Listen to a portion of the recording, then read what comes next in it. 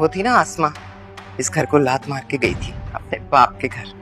देख लो, ना बाप रहा ना घर। क्योंकि मेरे पास तुम्हारे अलावा खोने के लिए कुछ नहीं है। सिकंदर ने ये घर सेठ आदम के पास गिरवी रखवा दिया था। वो ये घर किसी और को बेच रहा था। अगर वो किसी और को बेच देता तो ये घर तुम्हें कभी नहीं मिलता। कैसे?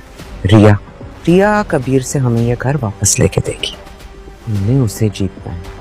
उन सब से बचाने के लिए ये घर मैंने खरीद लिया। बस एक छोटी सी रिक्वेस्ट है मेरी, कभी खुद को मुझसे न छीन लेना। तभी कबीर खान की हार होगी। कबीर, तुमने मेरी बहन को दुश्मन के हवाले कर दिया। मुझे ये कह के तो बाद में तलाक दिलवाएंगे, कबीर को बेइज्जत करेंगे। वो तलाक। कबीर आ गया मेरा शेर। दुश्मन के सामने सीसा पिलाई हुई दीवार हो तुम कबीर। क्या हुआ? तुम जैसा बेटा होना तो इस दुश्मन पालने में बड़ा मजा आता है। कबीर खान ने बहुत सारे पैसे और बहुत चालाकी से यह घर खरीदा है। अब किसी तरह हमने ये घर।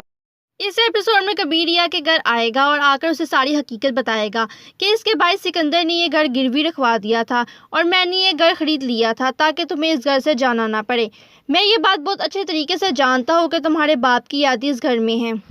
तुम्हें इस घर से बहुत ज़्यादा लगाव है और मैं तुम्हें इस घर के पेपर्स देने के लिए आया हूँ और मैं तुमसे कभी भी कुछ भी नहीं छीन सकता। और अस्मा ये सारी बातें सुन रही होती है और अस्मा को ये बात समझ में आ जाती है कि अब हम ये घर हासिल कर सकते हैं।